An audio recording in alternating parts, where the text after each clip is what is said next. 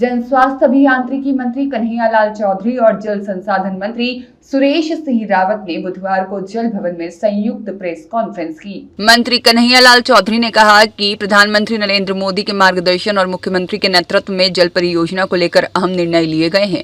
सरकार सकारात्मक और दूरगामी सोच के साथ हर घर तक नल से जल उपलब्ध कराने की दिशा में आगे बढ़ रही है। जल जीवन मिशन के तहत गत सरकार ने प्रतिवर्ष औसतन 1000 गाँव के अनुसार 5 वर्षों में 5027 गाँव में 39,28,000 कनेक्शन देकर 19,500 करोड़ रुपए औसतन प्रतिवर्ष 3900 करोड़ व्यय किए थे। और वहीं हमारी सरकार ने 4000 गांव प्रतिवर्ष अनुसार 2 वर्ष में ही 7,900 से अधिक गांव में 13,78,000 कनेक्शन दे दिए हैं। जल संसाधन मंत्री सुरेश सिंह रावत ने कहा कि मुख्यमंत्री भजनलाल शर्मा के अथक प्रयासों से इस परियोजना को धरातल पर लाने का कार्य हुआ है। पूर्वी राजस्थान में जल उपलब्धता के लिए वर्षों से अटकी ERCP परियोजना को हमारी सरकार ने संशोधित पार्वती काली सिंध चंबल लिंक परियोजना के रूप में धरातल पर उतारने का महत्वपूर्ण कार्य किया है। हमारी सरकार ने केंद्र सरकार के सहयोग से समन्वय बनाते हुए कार्यों को गति दी है और इस महत्वाकांक्षी परियोजना में प्रथम चरण के अंतर्गत 9,400 करोड़ रुपए के कार्यदेश जारी कर निर्माण प्रगतिरत है। इसके अतिरिक्त राम जल सेतु लिंक परियोजना में 14,676 करोड़ रुपए के कार्यादेश जारी कर सर्वे कार्य प्रारंभ हो चुके हैं।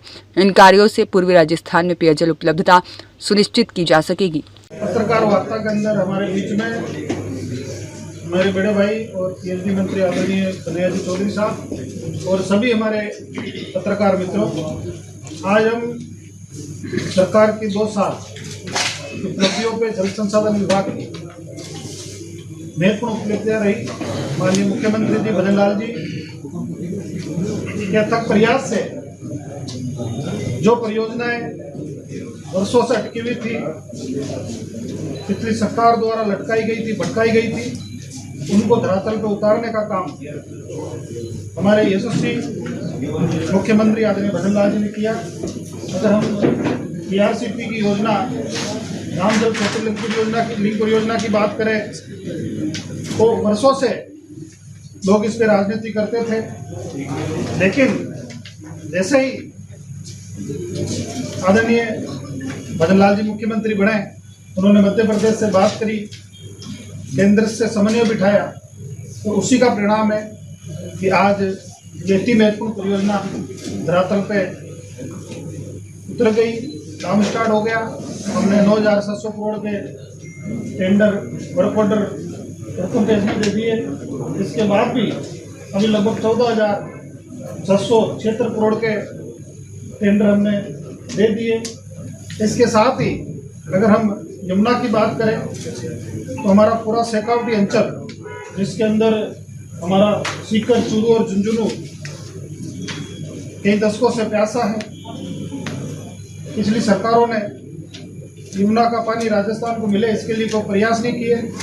मैं धन्यवाद देना चाहता हूँ हरियाणा के मुख्यमंत्री जी को, राजस्थान के यशस्वी मुख्यमंत्री आदरणीय भजनलाल जी को, जिनके प्रयास से दोनों राज्य संयुक्त रूप से DPR बनाने का MOU हुआ, संयुक्त टास्क फोर्स बनी और लगभग दिसंबर के लास्ट वीक और जनवरी के फर्स्ट वीक तक हम DPR बना के कंप्लीट कर लेंगे, जिससे हमारे शेखावटी अंचल की विकास मिलेगी। ये बहुत ही अति महत्वपूर्ण परियोजना है।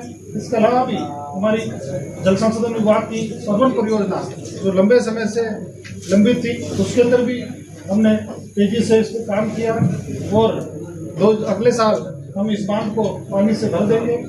इसके अलावा भी धौलपुर जो लिफ्ट थी, वो भी वर्षों कई सालों से उस पर काम गति नहीं पकड़ रहा था। इस बार हमने 20,000 हेक्टेयर से अधिक कमांड एरिया उसमें डेवलप किया है। पीपलपुर हाई लेवल कैनाल परियोजना की बात करें तो उसके अंदर भी हम तेजी से आगे बढ़ रहे हैं। अपर हाई लेवल कैनाल महाई परियोजना की बात करें तो उसके अंदर 338 ग्रामों के 42,000 हेक्टेयर जो हमारा प्रदेश से सिंचाई होनी है, उसके ऊपर भी हम लगभग क्षमता की ओर है। लक्ष्मी सिंचाई योजना, मध्योदय परियोजना 12 और इंदिरा गांधी मुख्य नहर की बात करें तो उसके अंदर भी 560 पर स्क्वायर रिजर्व बढ़ा के 260 करोड़ रुपए का काम अभी हमने पूर्ण किया है। लगभग 58,000 हेक्टेयर भूमि संचित होगी और इस तरह से बजट के अंदर माननीय मुख्यमंत्री जी ने राजस्थान वाटर ग्रिड कॉरपोरेशन बनाने के अंदर जो ब्राह्मणी नदी है उसका पानी भी हम बिचलपुर के अंदर लाएंगे।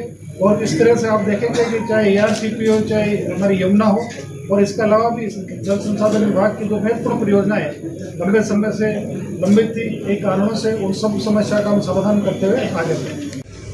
जितने भी डिस्ट्रिक्ट हेडक्वार्टर्स पे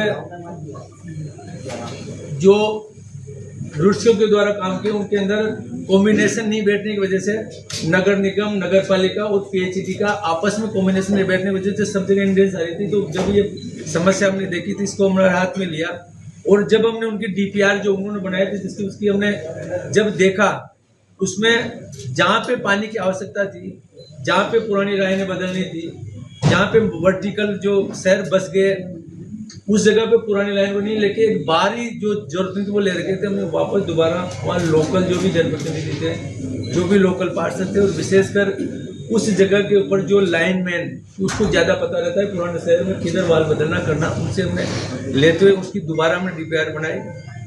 DPR बनने के बाद में उसमें थोड़ी प्रक्रिया में समय लगा। डेफिनेटली में मानते हैं कि इसमें कहीं ना कहीं हमारी विभाग की भी कमी रही है, अधिकारियों की कमी रही है कि समय पे DPR को, क्योंकि किसी एजेंसी को दिया तो वो वापस दोबारा उसको रिटेंडर करते तो भी वो प्रक्रिया लंबी हो रही थी। तो उससे हमें उसके खिलाफ हमने कार्रवाई भी की है। बाकी आज की स्थिति में लगभग हमें 175 नगर पालिकाओं के अंदर में अमृत 2 योजना चालू कर दी थी। उसमें से टोटल हमें 54 निविदाएं लगानी थी।